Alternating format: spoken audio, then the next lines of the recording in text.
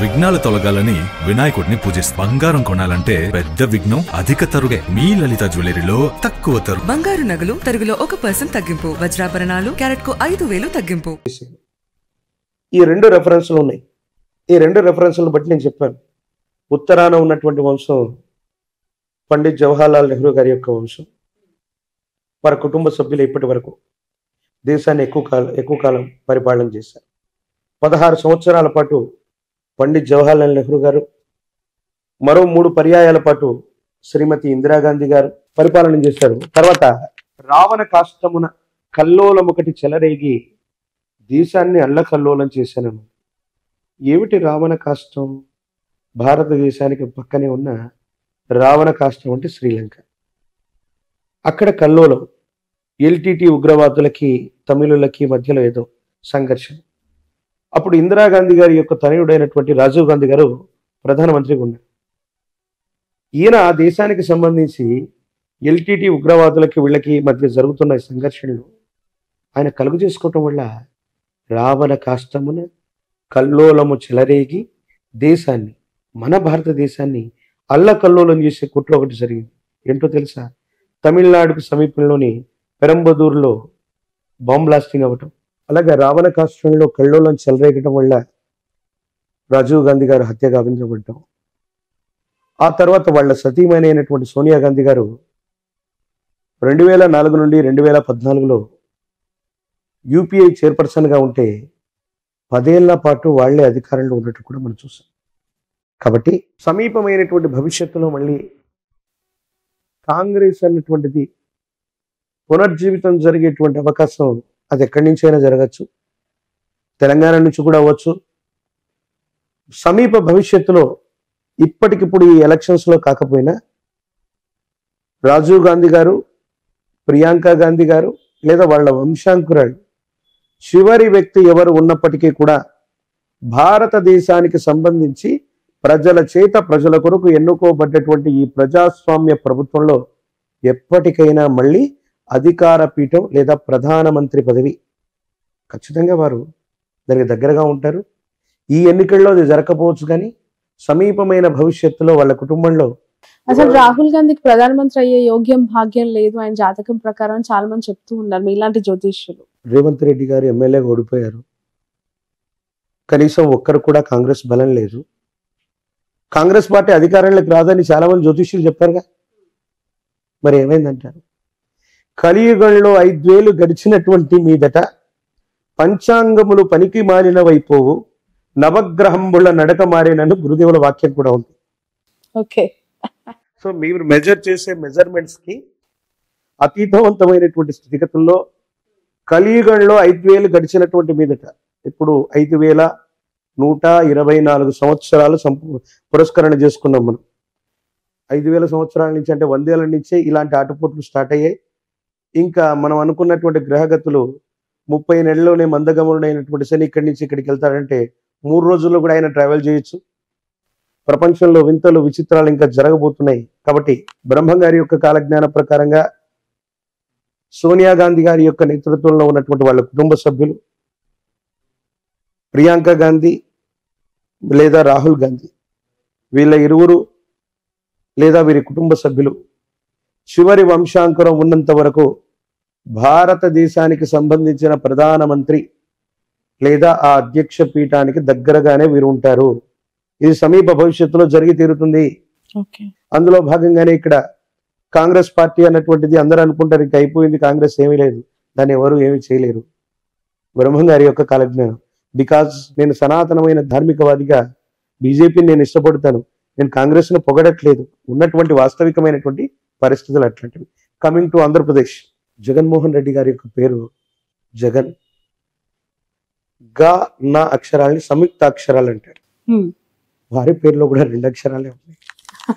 అంటే జా తీసి ఓన్లీ గన్ అని పెట్టాలా జగన్ గారికి? జగన్ అంటే గా అన్నటువంటిది సంయుక్తము, అంటే ఒక అక్షరంతో మరో సగం అక్షరం కలిసిపోతే దాన్ని సంయుక్తాక్షరం అంటారు తెలుగులో. సో జగన్మోహన్ రెడ్డి గారి యొక్క పేరులో కూడా ఒక రకంగా ఆ విధంగా తీసుకుంటే అవి 2 అక్షరాల కిందే లెక్క. రాబోయేటువంటి శాసనసభ ఎన్నికల్లో ఆంధ్రప్రదేశ్కి సంబంధించినటువంటి ఎలక్షన్స్లో వై నాట్ 175 అని జగన్మోహన్ రెడ్డి గారు ముందుకెళ్తూ ఉండొచ్చు దాకా. కానీ మనం శోభకృతనామ సంవత్సరంలో ఉన్నాం. శోభకృతనామ సంవత్సరే సర్వసస్యాభివృద్ధయ నృపానాంచ మన్యోన్యం ప్రజానాంచ పరస్పరం. ప్రజల చేత ప్రజల కొరకు ఎన్నుకోబడ్డటువంటి ప్రజా సంబంధమైన ప్రభుత్వాలు మాత్రమే ఈ శోభకృతు అనేటువంటి పేరు కలిగినటువంటి సంవత్సరాల్లో వస్తాయని శాస్త్రం. ఇక్కడ అదే జరిగింది. జగన్మోహన్ రెడ్డి గారు 175 స్థానాలు 151+ వాళ్ళు అనుకుంటున్నారు. తీవ్రమైనటువంటి ప్రజా వ్యతిరేక సంబంధమైన స్థితిగతుల వల్ల మళ్ళీ అధికారంలోకి రావటం అన్నటువంటి విషయం మీద వాళ్ళు దృష్టి పెట్టాలి. ఏ ప్రభుత్వం కూడా, అంటే అది టీడీపీతో కూడినటువంటి ప్రభుత్వం కానీ వైసీపీతో కూడినటువంటి ప్రభుత్వం కానీ వెంటనే సులభమైనటువంటి మెజారిటీతో ఆంధ్రప్రదేశ్లో వచ్చేటువంటి అవకాశం లేదు. But first priority is Jaganmohan Reddy గారికి సంబంధించిన ఆరుద్ర నక్షత్రం, కాలజ్ఞానానికి సంబంధించినటువంటి స్థితిగతులు, దేశ కాలమాన పరిస్థితులను బట్టి చూస్తే ఆ ప్రభుత్వం బోటాబోటీ మెజారిటీ, అంటే కనీస మెజారిటీతో కంటిన్యూ అవ్వటానికి కొన్ని ప్రత్యేకమైన ఎక్కువ అవకాశాలు ఉన్నాయి. విపక్షాలుగా చెప్పుకోబడుతున్నటువంటివి జనసేనతో కూడినటువంటివి. ఆయనది శ్రవణ నక్షత్రం. పవన్ కళ్యాణ్ గారు సమీపమైన భవిష్యత్తులో తప్పకుండా అమాత్యుడు, మంత్రి, అది ముఖ్యమంత్రి అవ్వండి, కేంద్ర మంత్రి అవ్వనివ్వండి, అమాత్యుడు అన్నటువంటి స్థానానికి దగ్గరగా ఆయన జాతకం ఉండబోతుంది. తెర మీద బొమ్మలు గద్దెనెక్కారన్నటువంటి గురుదేవుల యొక్క వాక్య సాక్షిగా పవన్ కళ్యాణ్ గారు సమీపమైన భవిష్యత్తులో, అది ఈ 5 సంవత్సరాల్లో కూడా అయి ఉండొచ్చు, ఈ రాబోయేటువంటి 5 సంవత్సరాల్లో కూడా అయి ఉండొచ్చు, ఖచ్చితంగా వారు ముఖ్యమంత్రి లేదా ఆ స్థానానికి దగ్గరగా ఉన్న అమాత్యుడు ఆ స్థానాన్ని అధిరోహించేటువంటి అవకాశం కూడా తప్పకుండా ఉంది. మొదటి ప్రాముఖ్యతగా వైఎస్ జగన్మోహన్ రెడ్డి గారి యొక్క నేతృత్వంలో ఉన్నటువంటి వైసీపీ ప్రభుత్వం బోటాబోటీ మెజారిటీతోనైనా మళ్ళీ అధికారంలోకి రావటానికి కొంత ఎక్కువ అవకాశాలు ఉన్నాయి.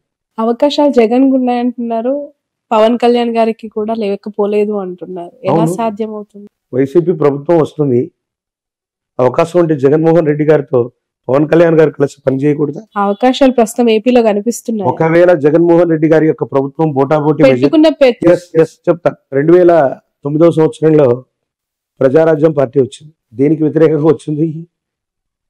ఈ ప్రాంతీయ పార్టీ దేశంలో అధికారంలో ఉన్నటువంటి కాంగ్రెస్కి. అందరూ చిరంజీవి గారి యొక్క జీవితాన్ని, రాజకీయ జీవితాన్ని గొప్ప ఫెయిల్యూర్ అంటారు. నేను చెప్తాను, అది చాలా సక్సెస్ఫుల్. అది ఎవరికి సాధ్యం కాని అంశాన్ని ఆయన చేశారు. ప్రజారాజ్యం పార్టీ పెట్టారు, ఎమ్మెల్యే అయ్యారు 5 ఏళ్లలోనే, అంటే పెట్టిన వెంటనే. ఎంపీ, రాజ్యసభ అయ్యారు, కేంద్ర మంత్రి కూడా అయ్యారు. 5 సంవత్సరాల తర్వాత పార్టీ విలీనం అయింది. ఎన్టీఆర్ గారు కూడా ఇటు దేశంలో ఇటు రాష్ట్రంలో చక్రం తిప్పగలిగినటువంటి స్థితి ఎన్టీఆర్ గారికి కూడా లేదు. పార్టీ పెట్టారు, ముఖ్యమంత్రి అయ్యారు అంతే. కానీ చిరంజీవి గారు పార్టీ పెట్టినటువంటి నేపథ్యంలో జగన్మోహన్ రెడ్డి గారు బయటికి వెళ్ళిపోవడం వల్ల కాంగ్రెస్ ప్రభుత్వం మైనారిటీలో పడితే కిరణ్ కుమార్ రెడ్డి గారు ముఖ్యమంత్రిగా ఉండడానికి కారణం చిరంజీవి గారు అయ్యారు. అటు దేశంలో ఉన్నటువంటి యూపీఐ కూటమిలో కూడా మిత్రస్వామ్యంగా వాళ్ళు ఉన్నారు. అటు దేశంలో రాష్ట్రంలో 2 గవర్నమెంట్లో పనిచేసి 5 సంవత్సరాల తర్వాత వాళ్ళు విలీనమైపోయారు కాంగ్రెస్లో. జనసేన పార్టీ అవసరం కూడా రేపు పొద్దున్న తెలుగుదేశానికే కాదు, వైసీపీ అవ్వచ్చు, వైసీపీ బోటాబోటీ మెజారిటీతో ఏదైనా ప్రభుత్వాన్ని ఫామ్ చేసి సమీపమైన భవిష్యత్తులో ఏవైనా ఇబ్బందులు ఉన్నప్పుడు అది పవన్ కళ్యాణ్ గారికి సంబంధించిన పార్టీకి సంబంధించిన ఎమ్మెల్యేలతో, ఇప్పుడు జనసేన ఎమ్మెల్యే వైసీపీతోనే కలిసి ఉన్నాడుగా. 151 మంది ఎమ్మెల్యేలు వైసీపీ వాళ్ళు అవుతే ఆ +1, 2, 3, 4, 5లో మొట్టమొదటి జనసేన ఎమ్మెల్యే కూడా వీరితోనే కలుస్తున్నారు. శాశ్వతమైన శత్రువులు మిత్రులు రాజకీయాల్లో లేరంటూ ఉంటారు. ఈసారి వైసీపీ ప్రభుత్వం ఒకవేళ వ్యవస్థీకృతమై గవర్నమెంట్ని ఫామ్ చేసిన 5 సంవత్సరాల్లోపు ఏదైనా అస్థిరమైనటువంటి ప్రభుత్వం ఏర్పడితే పవన్ కళ్యాణ్ గారి యొక్క నేతృత్వంలోని జనసేన కూడా భాగస్వామ్యం అవ్వచ్చు. లేదా వీటన్నిటికీ కూడా సమీప భవిష్యత్తులో ఆల్టర్నేట్గా ఉండి జనసేన సొంతంగా అవకాశం అంటే మళ్ళీ రాబోయే 5 సంవత్సరాల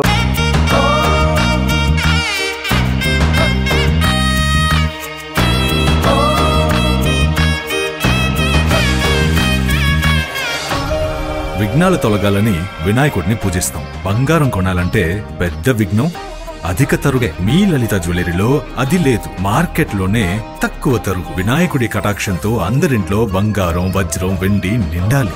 బంగారు నగలు తరుగులో 1% తగ్గింపు. వజ్రాభరణాలు క్యారెట్ కు 5,000 తగ్గింపు.